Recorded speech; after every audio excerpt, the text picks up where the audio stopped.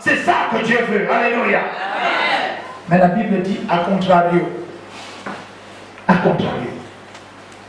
Il y a un insensé. Oh, homme, femme, pourquoi être insensé? Il allait construire sa maison sur du sable. Il allait construire sa maison sur du sable. Le sable ici, c'est la chair. Le sable ici, c'est les raisonnements humains. Le sable ici, ce sont tes convoitises, tes calculs.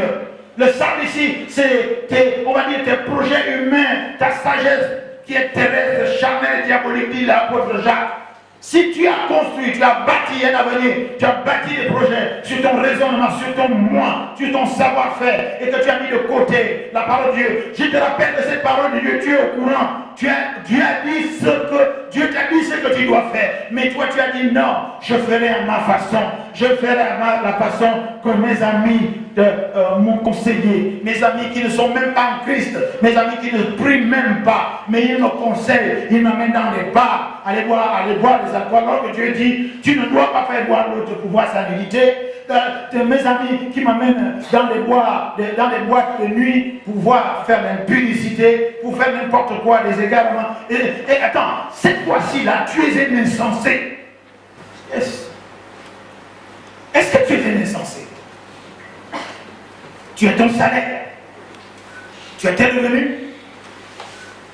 Tu regardes l'esprit. On a beau enseigner, on a beau enseigner, on a beau enseigner, on a beau enseigner. Oh, c'est pour ton propre bien. Maintenant, je pose la question. Regarde ta vie. Tu ne vois pas que tu as la même chose. Tu ne vois pas que tu as le même problème. Les autres témoignent, mais toi non. Ça va durer combien de temps? Combien de temps?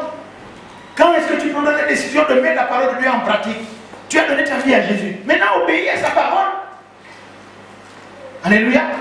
Tu as confiance en Jésus, n'est-ce pas? Tu as confiance en Dieu, n'est-ce pas, non? Ok. Ou bien tu as confiance à la parole de Dieu, peu importe, c'est la même chose. Mais si tu as confiance en quelqu'un, tu dois donc obéir à sa parole.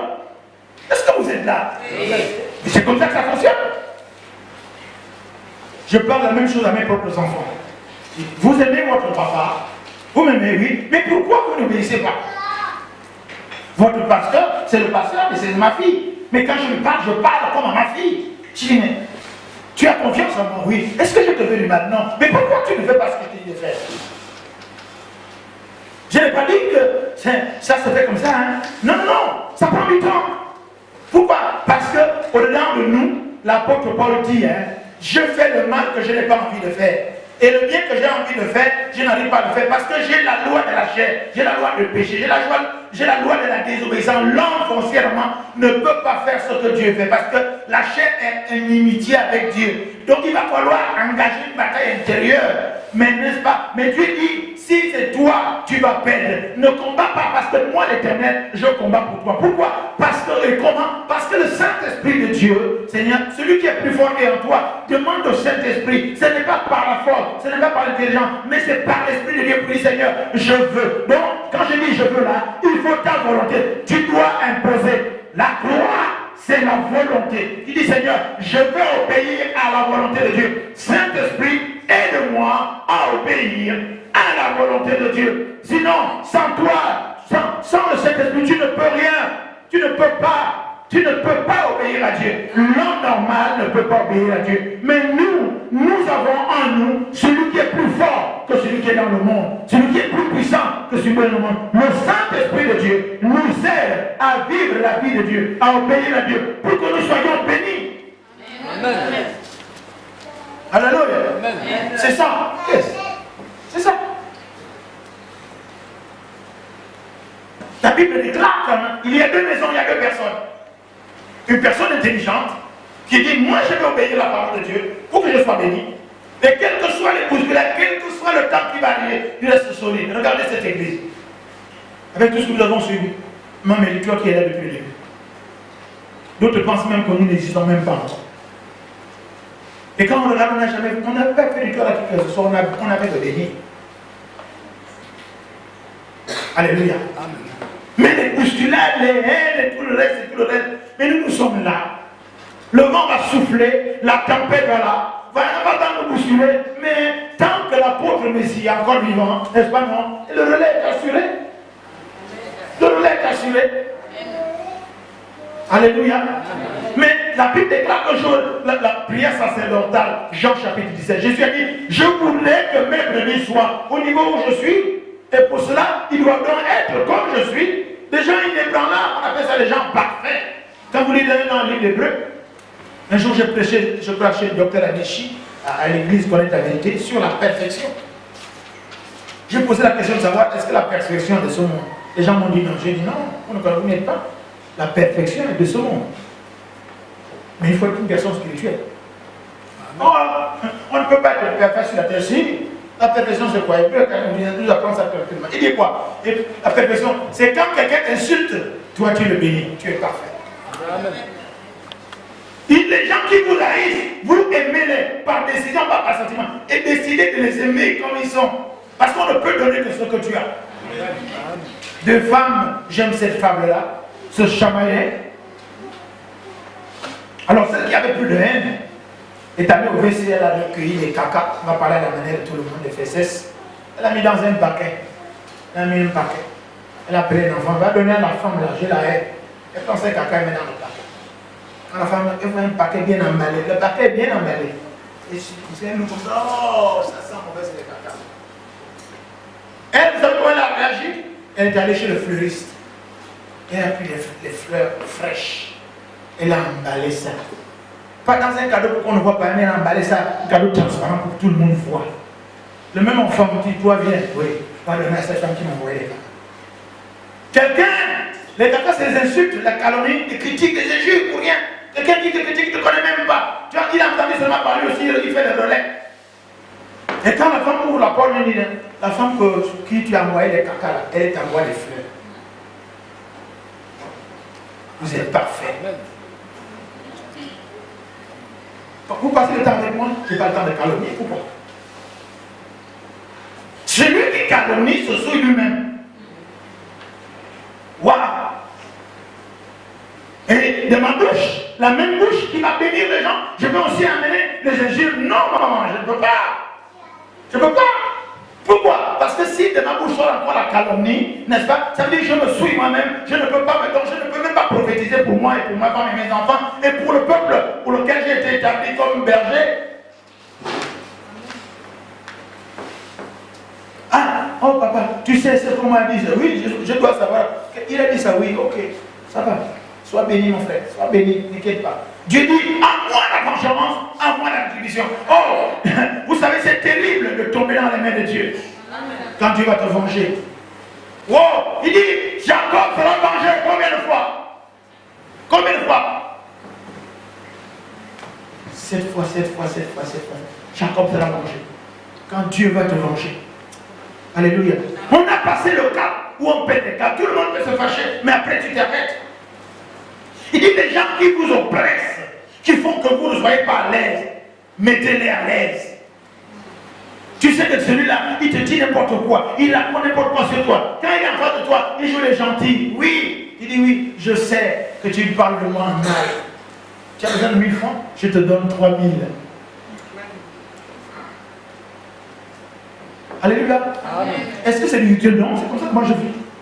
Parce que quoi? Parce que c'est sur tout ce qu'on a dit sur toi, frère Gama. S'il pouvait te tuer, tu serais mort. Mais dans ce cas, puisqu'il ne peut pas te tuer, ça ne sert à rien de le rendre. Nous sommes plus dans la loi de Talion. Jésus a dit, si on te gifle ici, monte de l'autre. Amen. Est-ce que vous êtes là? Amen. Amen. Amen. Amen. Amen. Ceux qui sont vaincus par les tempêtes de la vie, ce sont les gens qui ne mettent pas la parole de Dieu en pratique.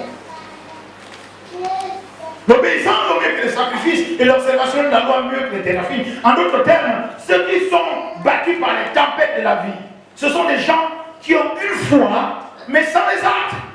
Une foi qui n'est pas rendue parfaite, une foi sans action, une foi qui n'est pas solide. Ils ont la foi, ils sont convertis, mais ils n'ont pas battu leur foi sur la parole de Dieu. Non, quand la maladie vient, elle te prend. Oh là là.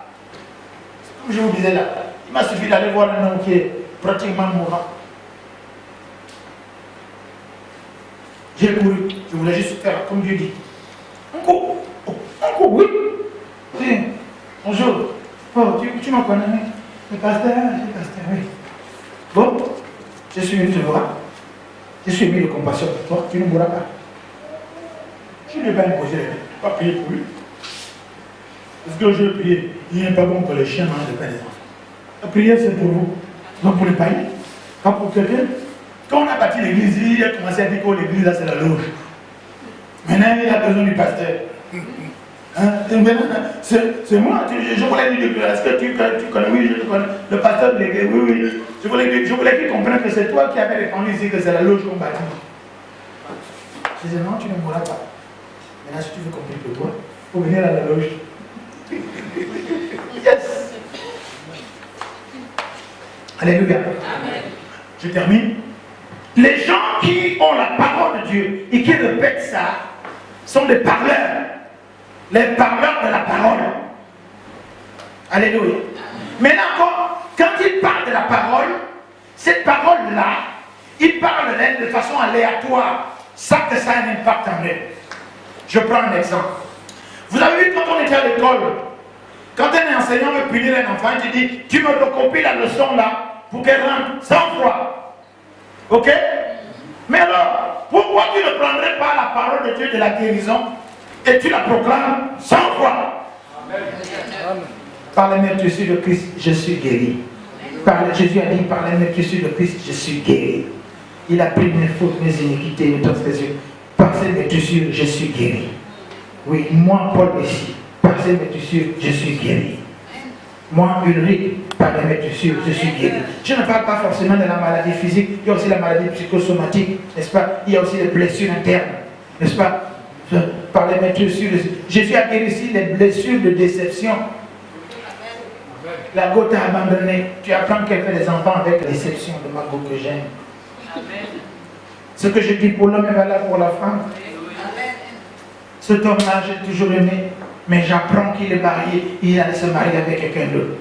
Par la meurtrissure de Christ, je suis guéri. Dans les métiers sur le thé, je suis guéri. Ah, je voulais avoir ce boulot-là. Mais quelqu'un n'a pas quelqu'un de mon dossier n'a pas été accepté. Par les métiers sur le Christ, je suis guéri. Pourquoi tu ne répéterais pas ça 100 fois? Et si ça ne suffit pas, répète encore, répète, pour que ça devienne maintenant une habitude qui va créer une attitude qui va créer une latitude qui va créer maintenant quoi? Une vision de Dieu. Alléluia. Je termine avec cette allégorie-là. Vous avez connu des combelles, hein? On lui dit d'aller acheter les macaronis. Hein? Le gars oubliait tout le temps. Il a commencé à dire macaroni. Dis-moi bonjour. Dis-moi, lui dit bonjour. Papa, dis-moi, dis bonjour. Bonjour. Macaroni. Oui, macaroni. Pourquoi vous nous votez? Alida Kido, bonjour. Tu répètes seulement macaroni. Au lieu de dire macaroni, nous on dit Jésus-Christ m'a guéri. Jésus-Christ m'a guéri. Jésus-Christ guéri. Le Vegla Loam dit il y a une campagne. Jesus Healing Crusade Campaign. La campagne de Jésus-Christ qui guérit. Il guérit aujourd'hui. Comme il a guéri hier. Il continue à guérir jusqu'à ce qu'il revienne. Et Maranatha. Guérir là, ça veut dire agir. Il continue à agir. Tu as la foi en Christ, mais tu dois également poser des actes qui accompagnent cette foi. Nous avons parlé, je suis excellent à PM, nous avons parlé aujourd'hui dans l'église de la bergère Saint-Élia, à la maison de prière dans un livre de vie, ministère colonne de feu et de nuit. Je suis l'évêque en PM. Nous avons parlé des basiques de la foi. C'était une exhortation simple. Et c'est une opposition sans être une opposition, mais en fait une concordance. L'apôtre Paul déclare que la foi seule nous sauve, Éphésiens chapitre 2, verset 8. Mais l'apôtre, je veux dire en complément, l'apôtre Jacques, lui, il dit que la foi sans les actes est une foi morte. Et nous vous avons vu, nous avons parlé de Jacques chapitre 2, verset 14 à 22. Donc, nous voulons donc compléter que Jacques dit que je n'ai pas besoin de voir que quelqu'un prouve sa foi, il me suffit de voir ses actes. Alléluia. Paul lui dit, la foi effectivement sauve. Mais Jacques lui dit, sur la terre, la foi a besoin de démonstration. Amen. Et nous avons vu que par les actes et les actions que nous posons, nous amenons notre foi à la perfection. Nous la rendons parfaite. Et nous avons vu également que les tempêtes de la vie, n'est-ce pas, touchent tout le monde. Et nous avons vu cette allégorie qui présente, effectivement, Matthieu, qui présente deux constructeurs, un homme intelligent qui bâtit sa maison sur le roc et l'autre qui bâtit sur le sable. C'est l'image de quelqu'un qui bâtit sa vie sur la parole de Dieu, il la met en pratique, et l'autre qui bâtit sa vie sur les raisonnements et l'éducation et les conseils charnels terrestres, et sur la sagesse personnelle. Et nous avons dit qu'effectivement, sur les tempêtes de notre vie, ceux qui s'en sortent bien, puisque tout le monde est victime de tempêtes, mais c'est la réaction, c'est le comportement vis-à-vis de cette tempête. Comment réagis-tu en fait de cette tempête? La tempête, nous avons vu une tempête financière principalement, mais c'est également une tempête sanitaire. Tu peux être malade, c'est une tempête dans ta vie. Des tempêtes, on va dire sociales, des tempêtes professionnelles, on peut t'enlever dans le boulot. Comment tu réagis en fonction de cela? Et la seule réaction, c'est la foi en mettant